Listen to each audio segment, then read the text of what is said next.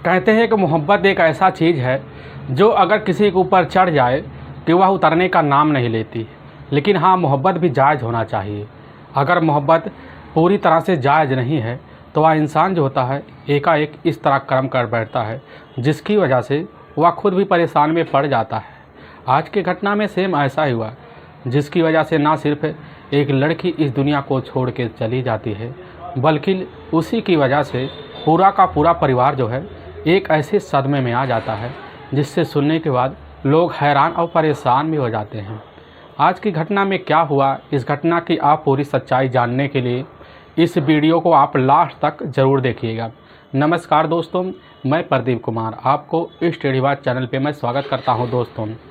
दोस्तों आज की यह जो सच्ची घटना है, यह घटना है महाराष्ट्र प्रदेश और उसी में एक ज़िला पड़ता है वर्धा ज़िला और ठीक उसी के पास एक थाना पड़ता है हिंगनघाट और ठीक उसी के पास एक दरौदा इलाका पड़ता है और वहीं कुछ ही दूरी पर पड़ता है एक चादरी चौक, लगभग वहाँ से 75 किलोमीटर दूर होता है।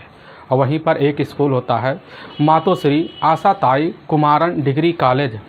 उसी कॉलेज में एक अध्यापिका होती हैं जिनका नाम होता है अंकिता पिसुंदे, जिसकी उम्र होती है लगभग 25 साल के बीच। अंकुशा पिसुंदे जो होती है वह अपने गांव से ही दरौदा गांव से हर रोज़ जो होता है बस पकड़ के आती और वह हिंगनघाट के बस स्टैंड पे उतर जाती थी। उनका रोज़ का काम होता था और अपने उसी कॉलेज में आकर पढ़ाई भी करवाती थी। उनसे बच्चे काफ़ी खुश रहते थे क्योंकि वह जो थी अंकिता का जो रुतबा था उन्हीं बच्चों की बदौलत बढ़ा हुआ था। बच्चे उनके पढ़ाई को देखकर काफ़ी उनकी तारीफ़ भी करते थे क्योंकि अंकिता का जो पढ़ाई का जो तरीका होता है वह काफ़ी पेचीदा तरीका भी होता है, काफ़ी सरल तरीका भी बना देती हैं। इसी वजह से अंकिता के स्कूल और साथ प्रिंसिपल भी उसको काफ़ी अच्छे से भी जानते हैं।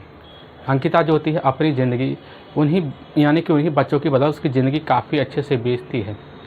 धीरे धीरे वक्त निकलने लगता है और तभी मैं बात कर रहा हूँ 2 फरवरी 2020 का दिन होता है। सुबह सुबह अंकिता जो होती है अपने गाँव दरौदा से निकलती है। वहाँ से निकलने के बाद एक बस पकड़ती है। बस पकड़ने के बाद जो होता है हिंगनघाट बस स्टैंड पर उतर जाती है। वहाँ से पैदल चलना शुरू कर देती है। लगभग उसका जो कॉलेज पड़ता है 100 मीटर दूरी पर ही वहाँ पर वह रुक जाती है और वहीं पर एक व्यक्ति जो होता है वह स्कूटी लेकर पहुँच जाता है। उससे जो होता है अंकिता से बातें करना शुरू कर देता है और बातें करते करते जो होता है वह अपना कान भी पकड़ लेता है। इसके बाद वहीं पर उठका बैठका लगाना शुरू कर देता है। अंकिता जो होती है उसके जो था कंधे पर हाथ लगते जो होता है उससे कुछ बोलने लगती है, लेकिन वह जो व्यक्ति होता है तुरंत ही वह पीछे मुड़ता है। लेकिन थोड़ी देर बाद अंकिता और उस व्यक्ति में बहस होने लगता है क्योंकि वह जो व्यक्ति होता है वह अंकिता का काफ़ी जो होता है करीबी होता है, उसी का काफ़ी ज़्यादा पहचान वाला होता है। अंकिता उसको जो होता है जैसे समझाती है लगता है तो उधर जैसे व्यक्ति निकलता है तो अपने जो होता है स्कूटी के पास आता है। स्कूटी के पास आने के बाद अपने डिग्गी में से जो होता है एक डब्बा निकालता है। उसी डब्बे में केरोसिन भरा होता है। केरोसिन सहित जो होता है उस अंकिता की ही बॉडी पर पूरी तरह से छिड़काव कर देता है। फिर उसके बॉडी को वह जो होता है तुरंत ही आग के हवाले कर वहीं से फरार हो जाता है। अंकिता के छात्र छात्राएँ जितने भी होते हैं सब अभी स्कूल के लिए जा ही रहे होते हैं। तभी वह अंकिता की आवाज़ सुनकर वहाँ पर सब इकट्ठा हो जाते हैं। इकट्ठा होने के बाद कोई बाल्टी, कोई कपड़ा, कोई कुछ लेकर अंकिता को काफ़ी ज़्यादा बचाने की कोशिश करता है। इस चीज़ की खबर जो होता है तुरंत ही स्कूल में पहुँच जाती है। स्कूल के सभी लोग भाग के आते हैं। अंकिता को कैसे न तैसे कर सेव भी कर लेते हैं। लेकिन अंकिता जो होती है पूरी तरह से लगभग 50% झुलस ही चुकी होती है। आनंद फान में वहाँ काफ़ी ज़्यादा भीड़ लग गया होता है। एक जो होता है काफ़ी दंगा सा माहौल बन गया होता है और उसी में से एक व्यक्ति होता है वह व्यक्ति तुरंत ही अपने थाने हिंगनघाट में फ़ोन कर देता है। अब वहाँ के थाना प्रभारी होते हैं सत्यवीर बांदीवार। जैसे वह खबर पाते हैं तुरंत ही अपने दल बल की टीम के साथ पहुँचते हैं। उनको यह घटना काफ़ी गंभीर लगता है, इसीलिए इस घटना की सूचना जो होते हैं अपने से बड़े अधिकारी को भेज देते हैं।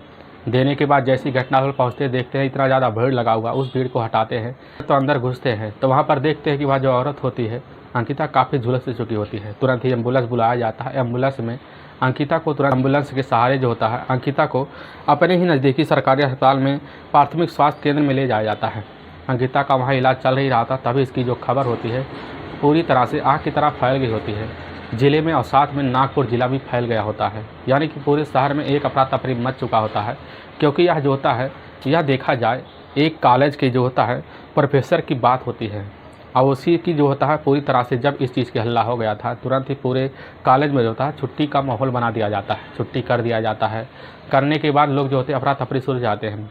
कॉलेज के जितने भी छात्र होते हैं सब आकर जो होता है उसी समय इंसाफ दिलाने की मांग करते हैं। लेकिन थाना प्रभारी सत्यवीर जो होते हैं कहते हैं ठीक है, इंसाफ हम ज़रूर दिलाएंगे, आप लोग शांत रहिए।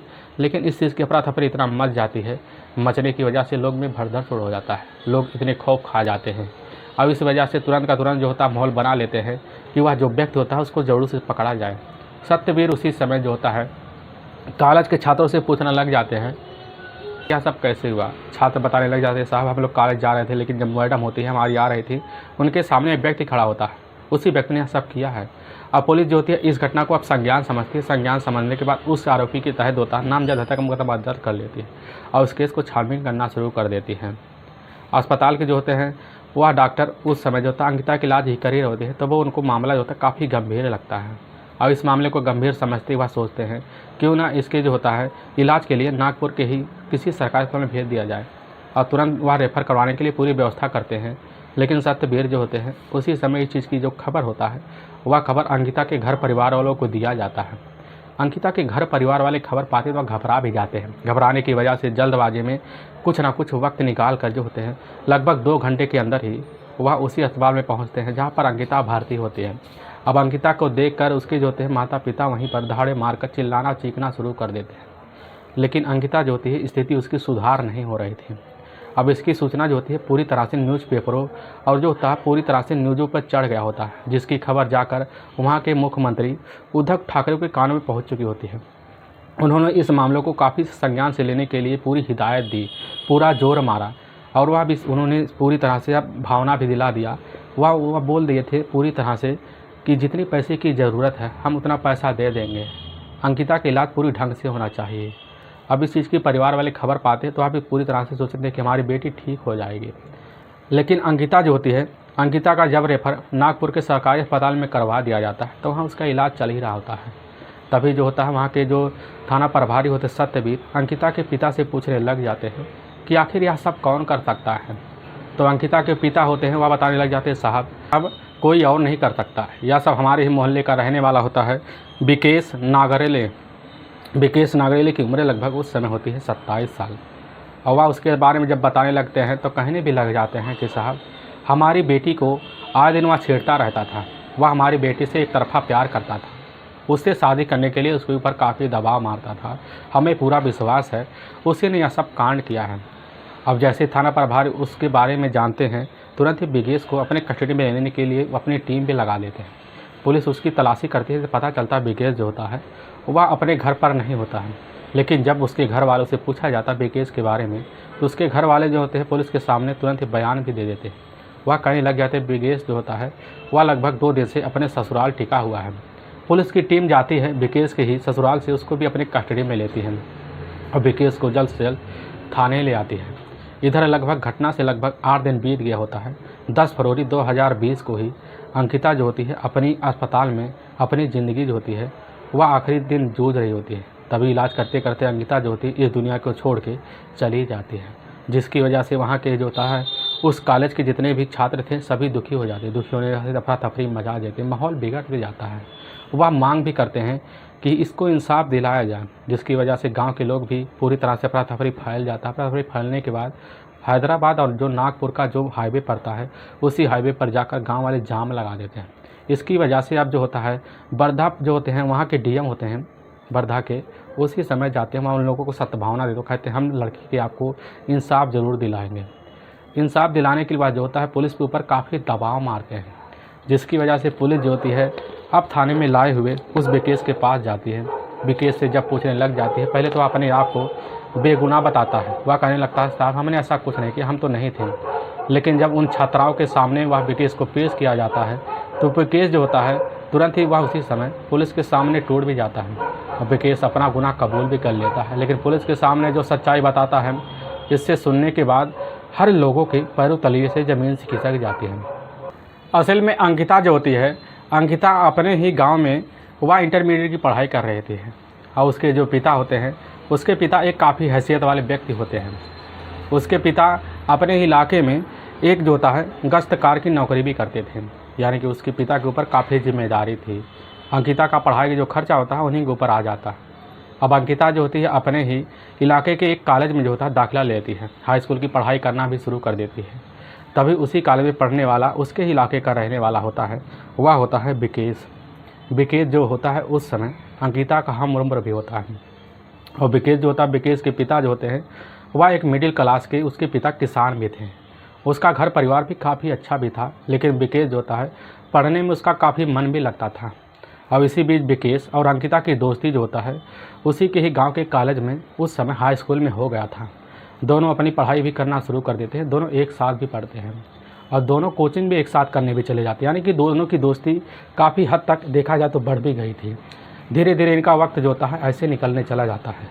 तभी जो होता है हाई स्कूल की परीक्षा भी पास कर लेते हैं और इनका पास करने के बाद इनकी खुशियाँ काफ़ी ज़्यादा बढ़ जाती है। इनके घर वाले जो होते हैं इनको रोकते टोकते नहीं हैं। कभी अंकिता जो होती है विकेश के घर पढ़ने के लिए चली जाती थी, तो अंकिता के घर कभी विकेश भी आ जाता पढ़ने के लिए। इसीलिए इन दोनों का मिलना जुलना काफ़ी बढ़ सा गया था। विकेश तो मन ही मन अंकिता को चाहने लगा था, लेकिन अंकिता जो होती है विकेश को अपना सिर्फ दोस्त मानती थी। लेकिन अंकिता की जो खूबसूरती थी, खूबसूरती उसको देखते ही बनती थी। इसीलिए विकेश एक ही नज़र में जब देखता तो उसका दीवाना सा हो गया था। विकेश अंकिता को अपने मन में बसा चुका होता है, लेकिन इनका इसी वक्त जो होता है लगभग 2 साल का वक्त ऐसे निकल जाता है। अब जो होती है वह अंकिता और साथ में वह जो होता है विकेश दोनों मिलकर इंटरमीडिएट की परीक्षा भी वहीं पर पास कर लेते हैं। दोनों अपनी भविष्य बनाने के लिए जो होता है वह अच्छे शहर का चुनाव करते हैं। अंकिता जो होती है नागपुर के ही इलाके में जाकर वह एक कॉलेज में दाखिला लेती है, लेकिन जो विकेश होता है विकेश अपने ही इलाके में रेलवे में जाकर कैटरिंग में काम करना शुरू कर देता है। लेकिन विकेश जो होता है बिना अंकिता के बिना नहीं रह पाता है। वह तो सपना या सजाए बैठा रहता है कि हमारी ज़िंदगी जो बनी है सिर्फ अंकिता के लिए बनी है। हम कभी ना कभी अंकिता से जब शादी करेंगे तो हमारी ज़िंदगी तभी तो अच्छा चलेगा। वह अंकिता के ख्याल में विकेश जीना भी शुरू कर देता है।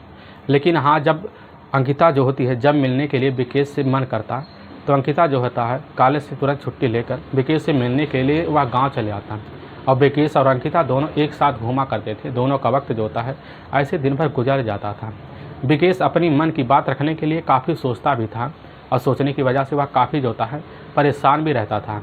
लेकिन एक दिन अंकिता से मौका निकाल कर अपने दिल की बात जैसे सामने रखता है तो उसी समय अंकिता काफ़ी भड़क से जाती है। वह कहने लग जाती है कि हम तुम्हें अपने दिल की बात नहीं बता सकते कि हम तुमसे क्या चाहते हैं। तो वह उसी समय जो होता है वह विकेश कह जाता, बताइए हमें बहुत ज़रूरी है। अब अंकिता जो कह देती है हम तुम्हें सिर्फ हम अपना दोस्त मानते हैं और हमारी ज़िंदगी का जब हम सफ़र हो तुम्ही ने साथ दिया है और इसी दोस्ती की बदौलत चली है। इस दोस्ती को तुम बदनाम मत करो। लेकिन विकेश जो होता कहता है कि हमारी ज़िंदगी जो होता है तुमसे शादी करके ही बीतेगा। अब जो होती है अंकिता जैसे सुनती वह भन्ना से जाती है। इसी बीच इन दोनों के बीच जो होता है उसी समय दरार की माहौल बन जाता है। दरार की जो माहौल बनता है अब इन दोनों का ज़िंदगी ऐसे ही चलना शुरू हो जाता है। इन दोनों के बीच झगड़े तकरार भी ऐसे ही शुरू हो जाते हैं।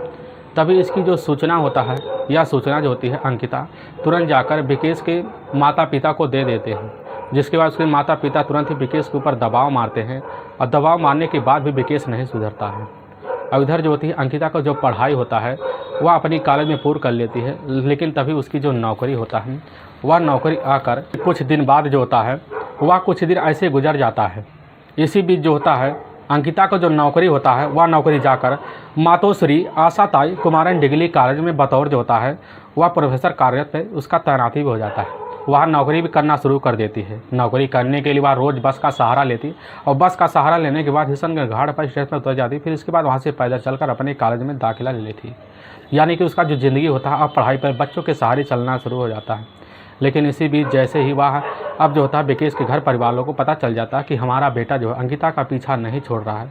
इसीलिए घटना से लगभग 1.5 साल पहले ही विकेश की शादी उसके घर परिवार वाले कर देते हैं। लेकिन विकेश की जो पत्नी होती है देखने में काफ़ी खूबसूरत होती है, इसीलिए विकेश अब अपनी पत्नी के पीछे पड़ जाता है।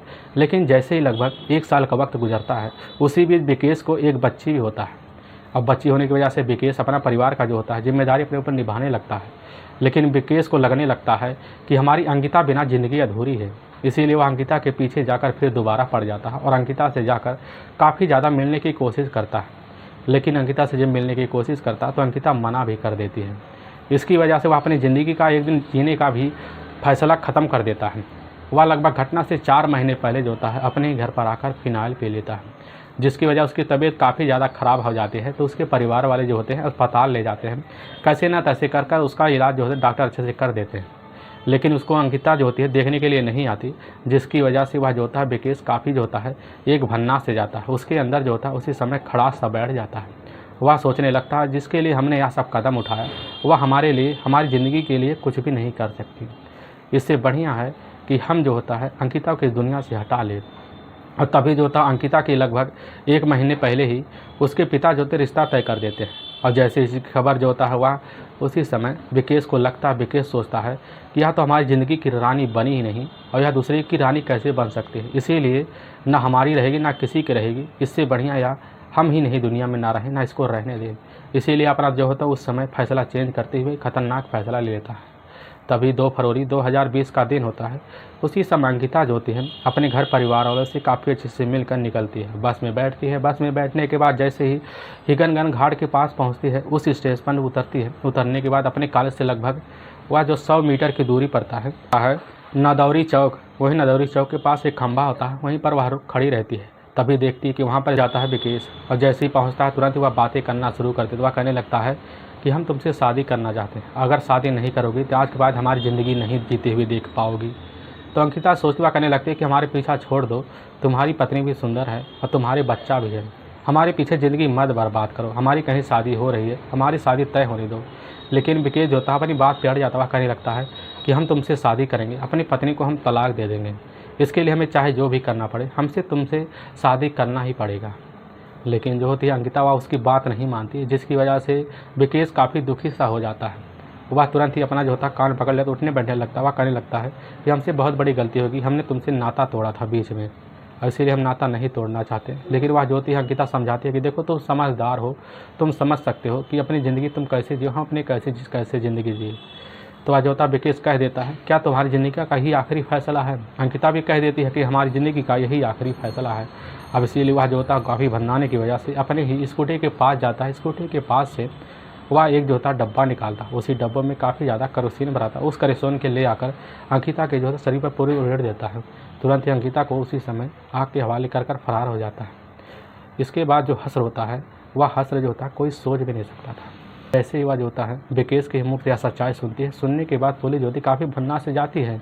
अब इसी पर पुलिस जो होती है इस पर ले जाकर गंभीर धारा मुकदमा दर्ज, धारा 302 और 326 और 307 के तहत जो होता है ले जाकर जेल में डाल देती है। दोस्तों, इस घटना का सुनाने का उद्देश्य हमें किसी को परेशान करना नहीं है और ना ही किसी को दिल को ठेस पहुंचाना है। बस आपको यह बताना है कि आप जहां भी रहें आप सावधान और सतर्क जरूर रहें। दोस्तों, अगर आपको यह वीडियो पसंद आ रहा है तो इस वीडियो को आप ज़्यादा से ज़्यादा शेयर और सब्सक्राइब जरूर करें, जिससे हम आपके बहुत आभारी रहेंगे। और फिर मिलेंगे एक नए वीडियो के साथ।